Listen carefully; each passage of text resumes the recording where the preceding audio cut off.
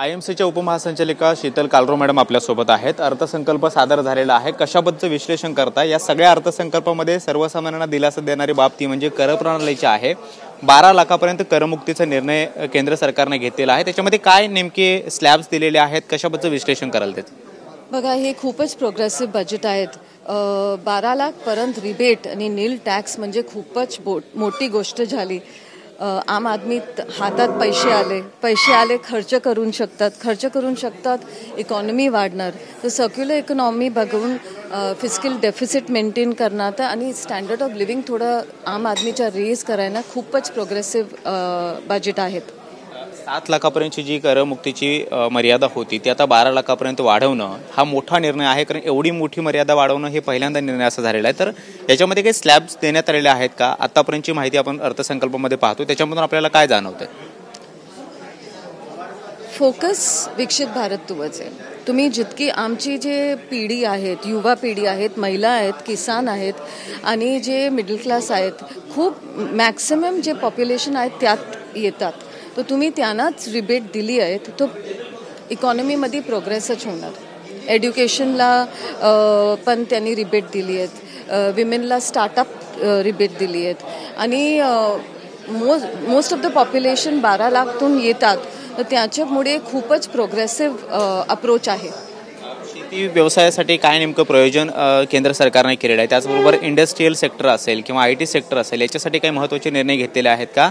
ज्या अर्थसंकल्प सादर झाला त्याच्याबरोबर इन्कम टॅक्सच्या या कर प्रणालीच्या बरोबरच आणखी कोणते दिलासादायक निर्णय केंद्र सरकारने घेतलेले आहेत? केंद्र सरकारने ओव्हरऑल पर्स्पेक्टिव्ह घेतलेत, असं नाही की फक्त आम आदमीला बघितलंय। तुम्ही बघा, इन्फ्रास्ट्रक्चरला बघितलंय, IT डिव्हिजनला स्कॉलरशिप्स दिलेत, 10,000 करोड पर स्कॉलरशिप IT मध्ये, त्याच्यानंतर EV मध्ये आणि जे फायनान्शियल सेक्टर आहेत, जे ग्रीन एनर्जी, मॅरिटाईम, शिपिंग आणि ॲग्रिकल्चर सगळ्यावर व्यवस्थित फोकस केलंय। एकदा इन्कम टॅक्सचाच प्रश्न विचारेन, कारण 12 लाखापर्यंतची करमुक्तीचा जो काही निर्णय घेतला तो आता सगळीकडे लोकांपर्यंत पोहोचतो आहे। मात्र त्याच्यातले जे स्लॅब निश्चित करण्यात आलेले आहेत ते लोकांना अद्याप नीटपणे समजत नाहीयेत किंवा स्पष्ट होत नाहीये। त्याची काही स्पष्टता तुम्ही करू शकता की 12 लाखापर्यंत सरसकट करमुक्ती असेल की त्याच्यामध्ये काही मोजके स्लॅब असतील, ज्यामध्ये 5%, 10%, 15% असे 3 स्लॅब जे आहेत ते 12 लाखापर्यंत ठरवण्यात आले? जे फायनान्स मिनिस्टरनी सांगितलं की नेक्स्ट वीक कॉम्प्रिहेन्सिव्ह स्लॅब्स ते लोक सांगणार आहेत आणि ओपनली सांगितलंय की 12 लाख परत 80,000 त्याचं इमिजिएट रिबेट भेटतो। तो 12 लाख परत तो खूपच रिबेट आहेत त्यांना। त्याच्यानंतर पण त्यांनी सांगितलं आहे 12तून 15 लाख, 15तून 20 आणि 25 लाखतून वरती स्लॅब्स त्यांनी फुल्ली रिन्यू केलं आहे।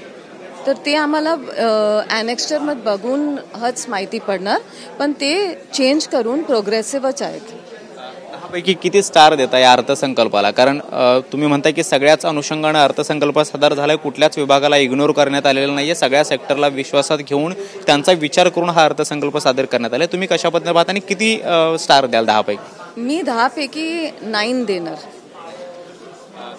सोबत शीतल कालरो मॅडम होत्या, त्या आयएमसीच्या उपमहासंचालिका आहेत आणि 10 पैकी 9 स्टार जे आहेत ते त्यांनी दिलेले आहेत। त्याचबरोबर फक्त इन्कम टॅक्सचे स्लॅब संदर्भातच नाही तर इतर विषयामध्ये सुद्धा सगळ्या सेक्टरचा विचार करून सगळ्यांना विश्वासात घेऊन केंद्र सरकारनं हा अर्थसंकल्प सादर केला, त्यामुळे सर्वसामान्यांचा सगळ्यात जास्त दिलासा आणि फायदा सुद्धा होणार असल्याचं त्यांनी मत व्यक्त केलं। व्हिडिओ जर्नलिस्ट रोशन सोबत कृष्णा सोनारवडकर, TV9 मराठी, मुंबई।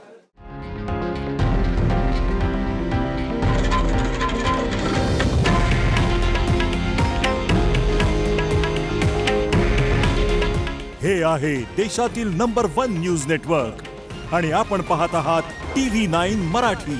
काळजी तुमची, हित महाराष्ट्राचं।